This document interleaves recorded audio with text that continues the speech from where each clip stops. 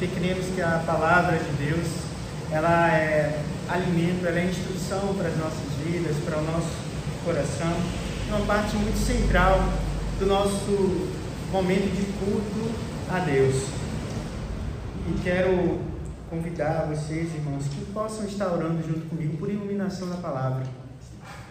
Que não seja um homem a falar, mas que seja um homem a falar daquilo que o Espírito Santo deseja para a sua igreja, que não haja contaminação das minhas próprias percepções, mas que haja, sim, uma verdadeira entrega daquilo que Deus fala em tua palavra.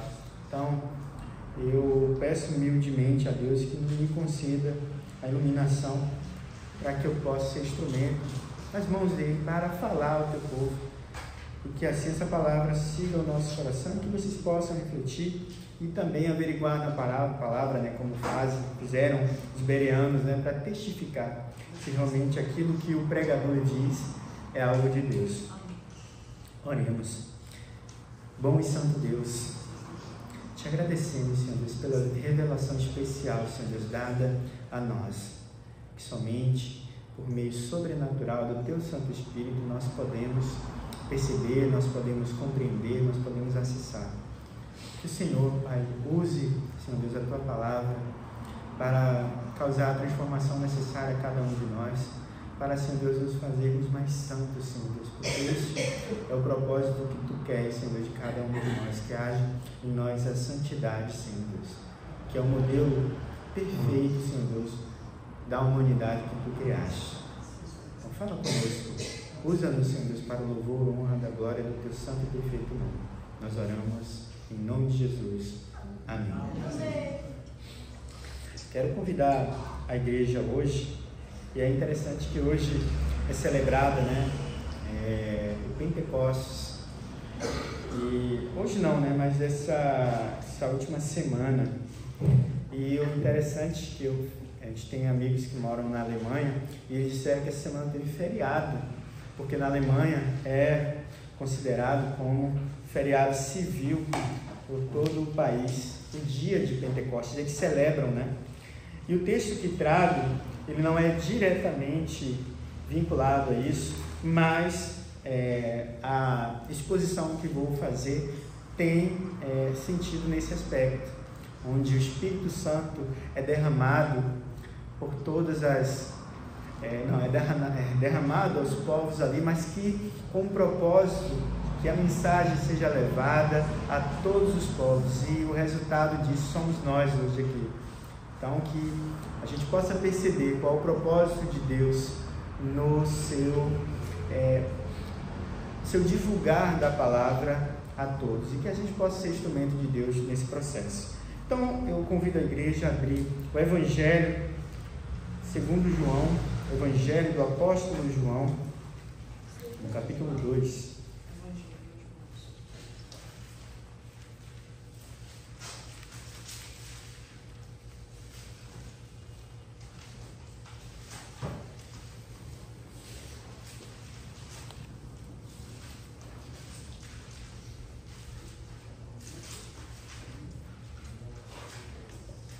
Evangelho de João, capítulo 2. Convido a igreja a se pôr de pé para lermos a Santa Escritura. João, capítulo 2. As bodas em Caná da Galileia. 3 dias depois, houve um casamento em Caná da Galileia, achando-se ali a mãe de Jesus. Jesus também foi convidado com os seus discípulos para o casamento. Tendo acabado o vinho, a mãe de Jesus lhe disse: eles não têm mais vinho. Mas Jesus lhe disse: mulher, que tenho contigo? Ainda não é chegada a minha hora. Então ela falou com os serventes: fazei tudo o que ele vos disser. Estavam ali 6 talhas de pedra que os judeus usavam para purificações, e cada uma levava 2 ou 3 metretas. Jesus lhe disse: enchei d'água as talhas, e eles as encheram totalmente. Então ele lhes determinou: tirai agora e levai ao mestre-sala. Eles o fizeram. Tendo o mestre-sala provado a água transformada em vinho, não sabendo de onde viera, se bem que os sabiam os serventes que haviam tirado a água, chamou o noivo e lhe disse: todos costumam pôr primeiro o bom vinho, e quando já beberam fartamente, servem o inferior. Tu, porém, guardastes o bom vinho até agora. Com este deu Jesus princípio a seus sinais em Caná da Galileia. Manifestou a sua glória e os seus discípulos creram nele. Depois disso, desceu ele para Cafarnaum, com sua mãe, seus irmãos e seus discípulos, e ficaram ali não muitos dias. Versículo 13. Estando próximo à Páscoa dos judeus, subiu Jesus para Jerusalém e encontrou no templo os que vendiam bois, ovelhas e pombas, e também os cambistas assentados. Tendo feito um azarroube de cordas, expulsou todos do templo, bem como as ovelhas e os bois. Derramou pelo chão o dinheiro dos cambistas, virou as mesas e disse aos que vendiam as pombas: tirai daqui estas coisas. Não façais da casa do meu pai casa de negócio.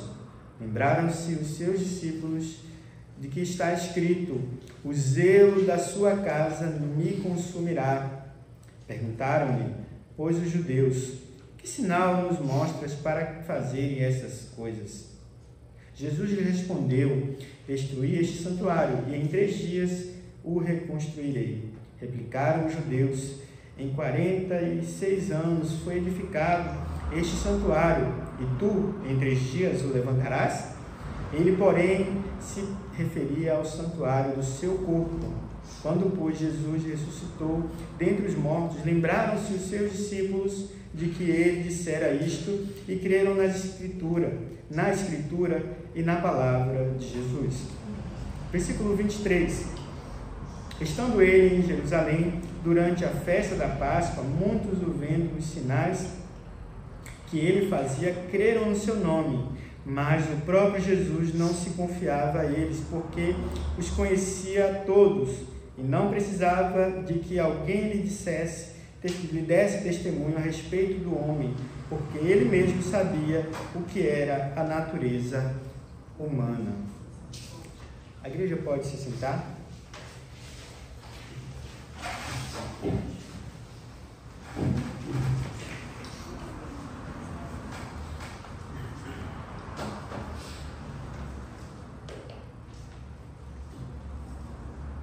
Na exposição de hoje, eu quero provocar você, cristão, a 2 ações.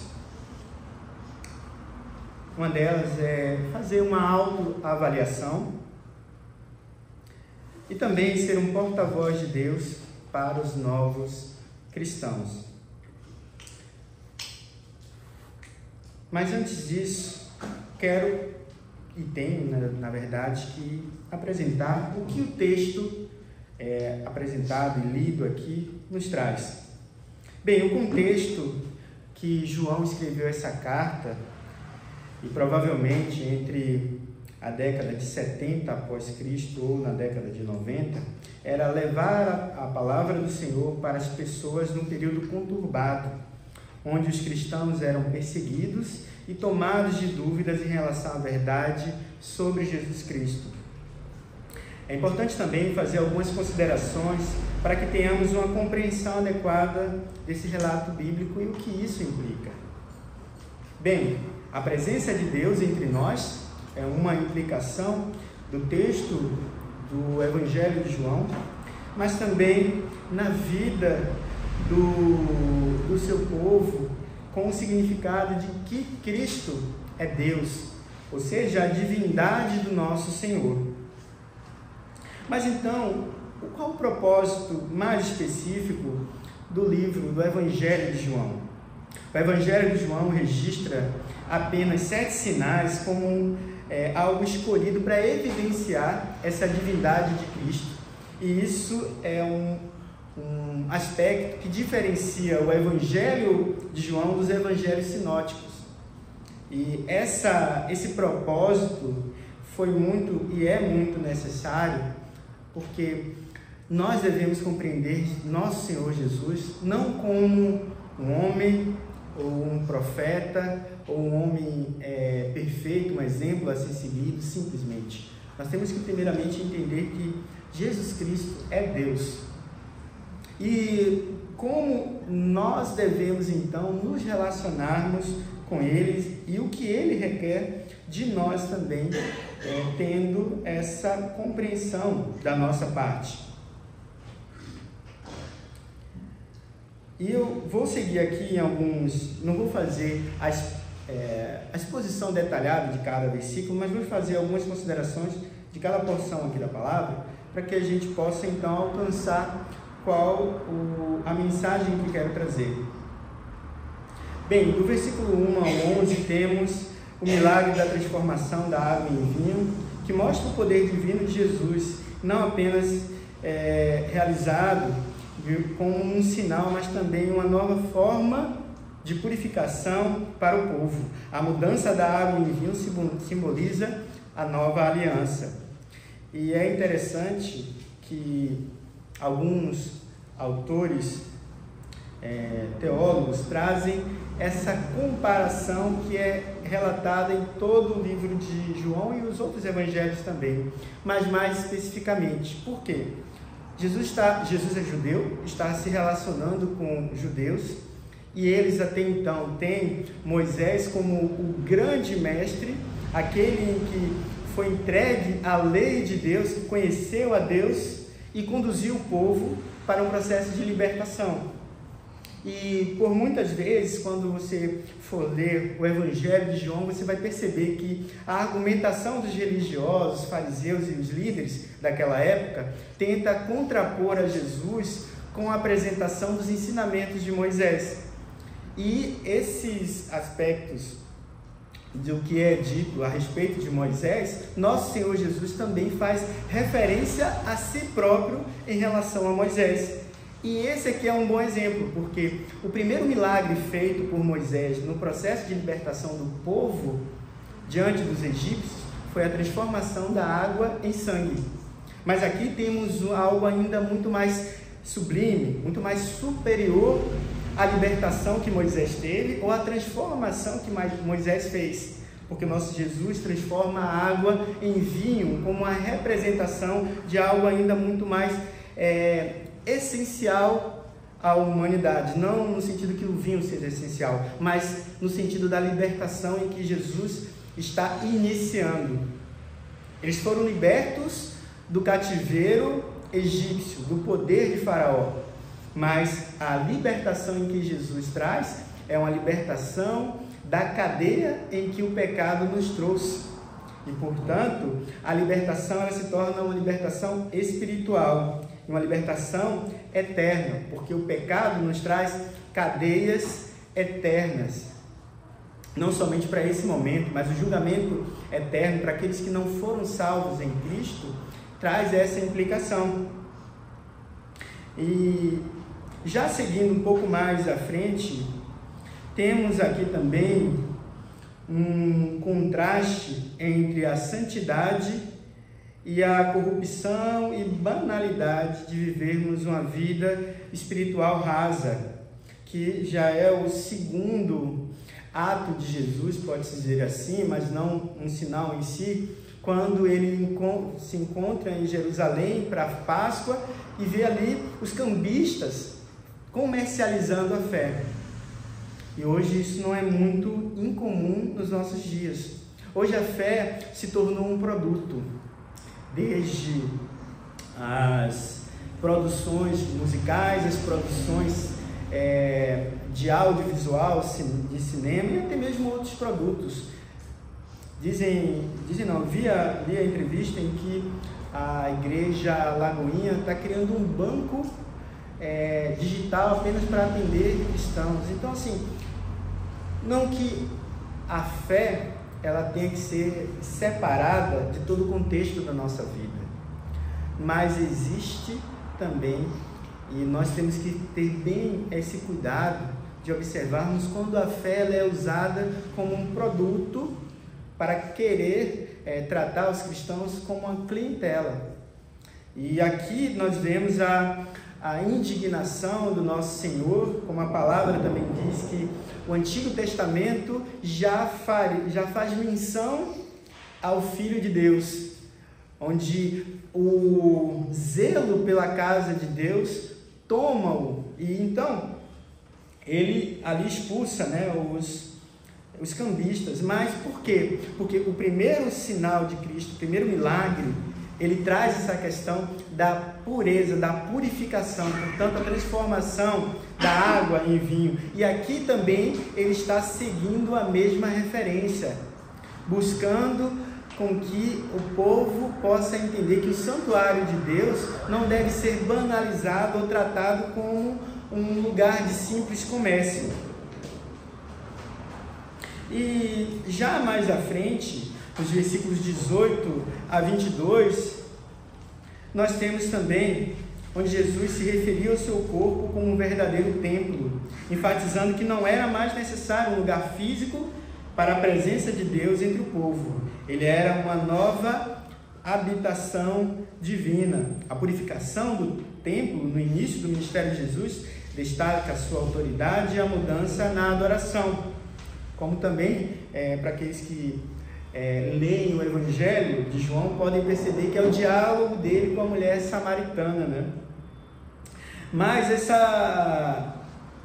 esse ponto aqui marca a transição do Antigo para o Novo Testamento, e essa ação é significativa na narrativa cristã. E mais propriamente no versículo 21, Jesus é colocado como um verdadeiro lugar de encontro entre o céu e a terra, permitindo que as pessoas adorem em espírito e em verdade, e isso transforma a nossa forma de adoração.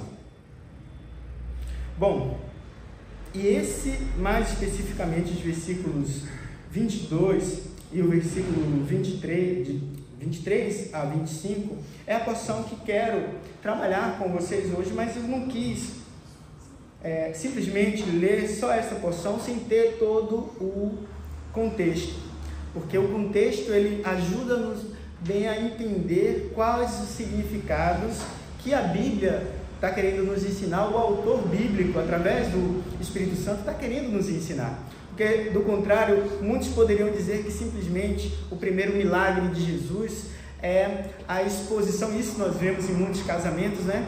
A exposição de que Jesus é a nossa alegria, Jesus é a nossa abundância diante da escassez.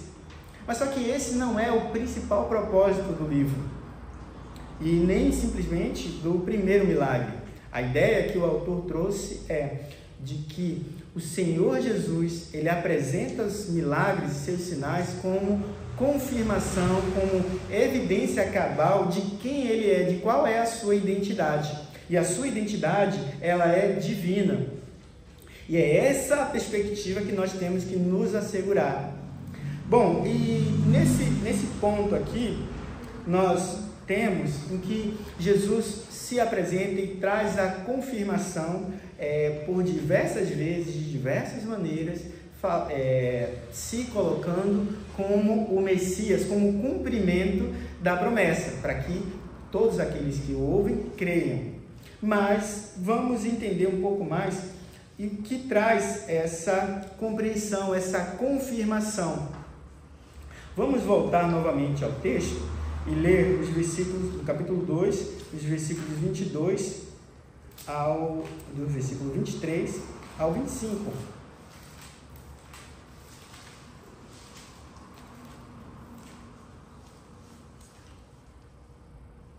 Que diz: estando ele em Jerusalém, durante a festa da Páscoa, muitos vendo os sinais que ele fazia creram no seu nome, mas o próprio Jesus não se confiava a eles, porque os conhecia a todos e não precisava que alguém lhe desse testemunho a respeito do homem, porque ele mesmo sabia o que era a natureza humana.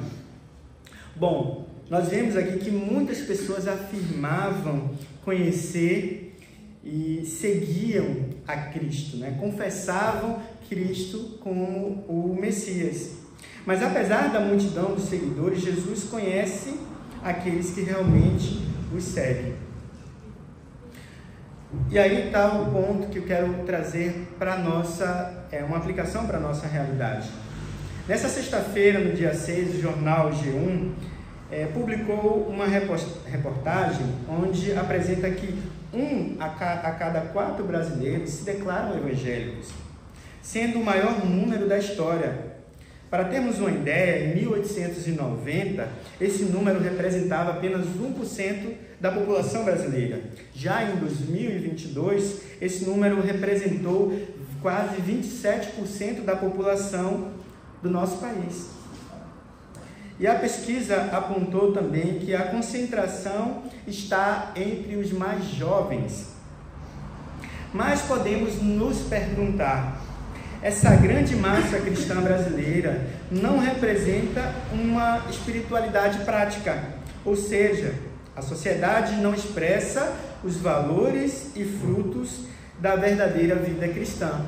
Porque se temos uma população tão massiva de uma representação cristã, era para que o nosso país fosse visto como um país que possui valores excelentes e valores contidos na Bíblia. Mas se formos fazer uma avaliação social, podemos perceber que isso não é coerente.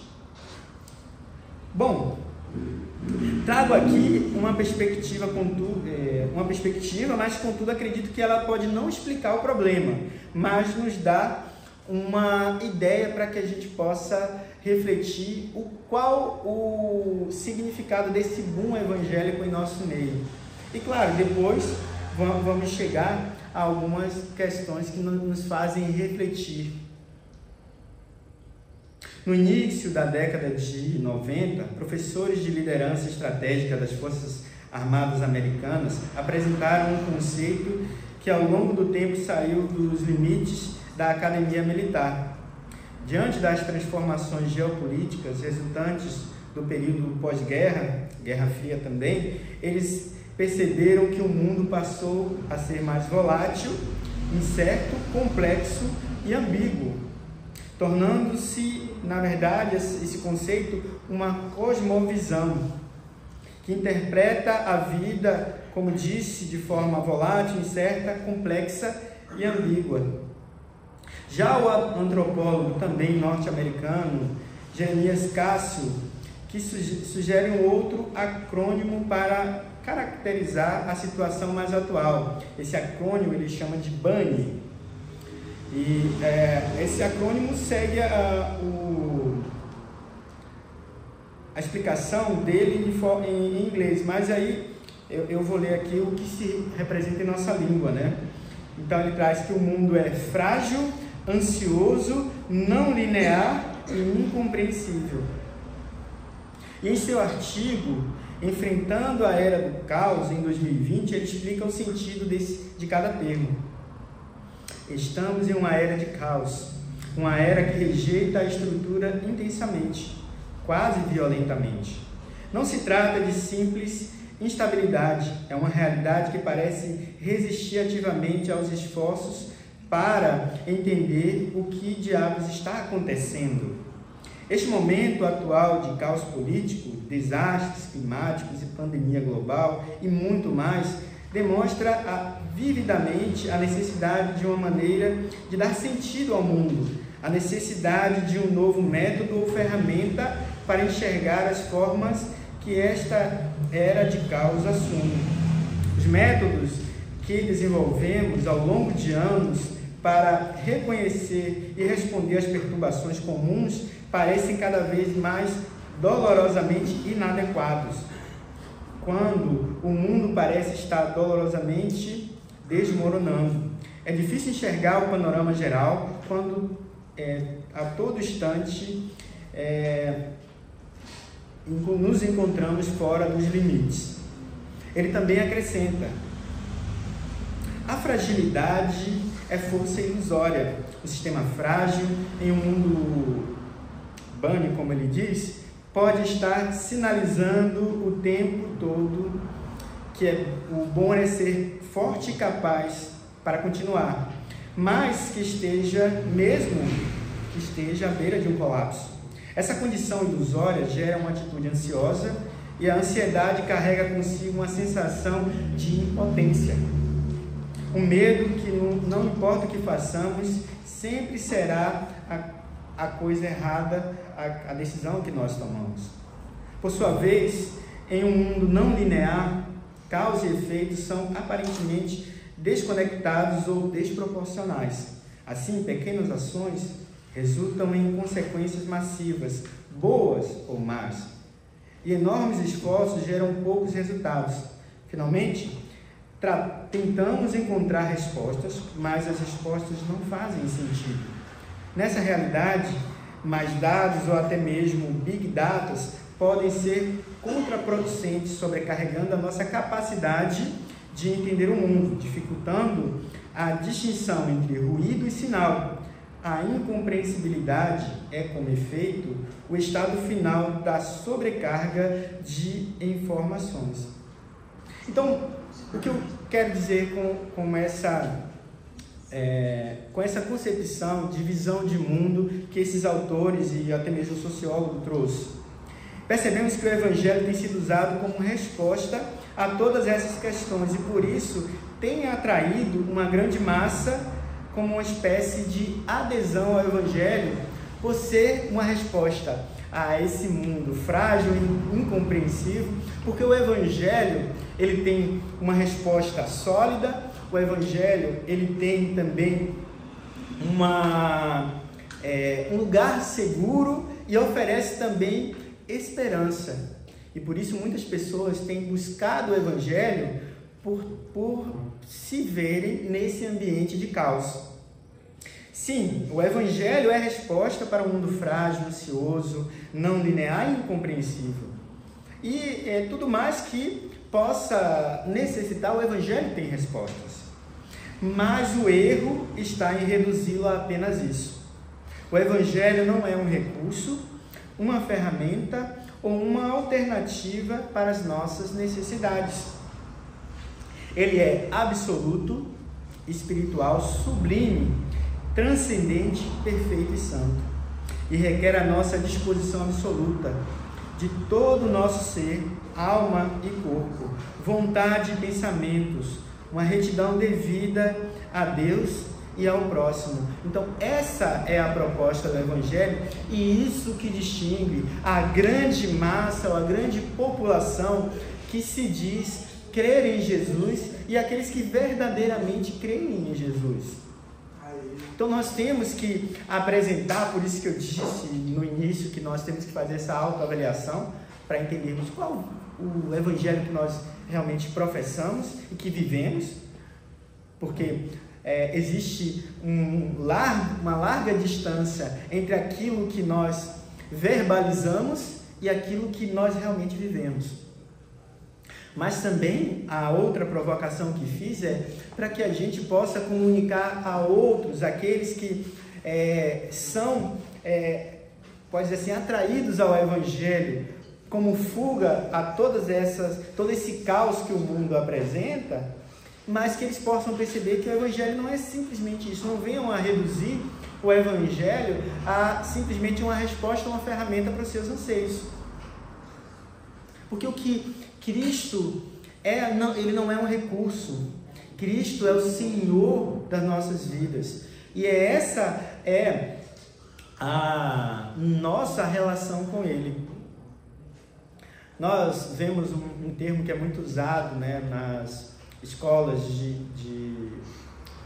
ensino teológico, e muitos usam, né, que existe aquele culto antropocêntrico, músicas cristãs que são antropocêntricas, ou seja, que coloca o homem no centro, como sendo, como já disse um pastor, né? Nós somos o ponto fraco de Deus. Isso não é verdade. O homem não é o centro da criação. Apesar do homem ser o alvo da aplicação do amor de Cristo, o propósito principal de Cristo é glorificar a Deus, é demonstrar quão zeloso, quão gracioso, misericordioso é esse Deus, para a glória do próprio Deus, não para a nossa glória. Então, por isso que os autores dizem, né, que o culto, a nossa vida tem que ser cristocêntrica. Cristo é o centro de todas as coisas, não somos nós. E quando a gente inverte essa relação, a gente cai de forma desastrosa em uma religiosidade frágil, em uma religiosidade superficial. Como o termo já diz, né? Religiosidade, não uma verdadeira vida cristã. Então nós temos hoje uma grande massa que se apresenta como cristãos, mas que não produzem uma transformação evidente na sociedade. Mas, já seguindo aqui para a conclusão, qual a relação que tentei trazer entre os sinais realizados por Cristo para a afirmação da sua divindade e as implicações para nós que dizemos crer nessa verdade? Como resultado dos sinais que Jesus realizou e ainda realiza, muitos creram no seu nome. Isso não quer dizer necessariamente que entregaram sua vida a Ele em confiança sincera. Pelo contrário, apenas professaram aceitá-lo. Não havia verdade em suas ações, e isso foi meramente um ato exterior de seguir a Jesus. Sendo assim, muitos de nós se dizem cristãos, apesar de não terem nascido de novo pela fé no Senhor Jesus Cristo. E esse é o ponto central, porque se a gente olha para o texto como um todo, Jesus inicia seu ministério, ele tem o João, ele faz ali parece que é uma interrupção na história de Jesus, e insere a história de João Batista, mas logo traz João Batista apresentando a Jesus como Deus e sendo ali, né, pode dizer assim, afirmado pelo próprio Deus quando o Espírito Santo em formato de pomba segue no batismo de Cristo. Mas na sequência, Cristo começa a convocar seus discípulos, e ele vê a Natanael e fala olha, eis aí um verdadeiro judeu. E aí Natanael questiona, olha, pode vir alguma coisa boa de Nazaré? Não como de forma simplesmente preconceituosa, mas é porque Nazaré não era conhecido como um lugar de certa importância.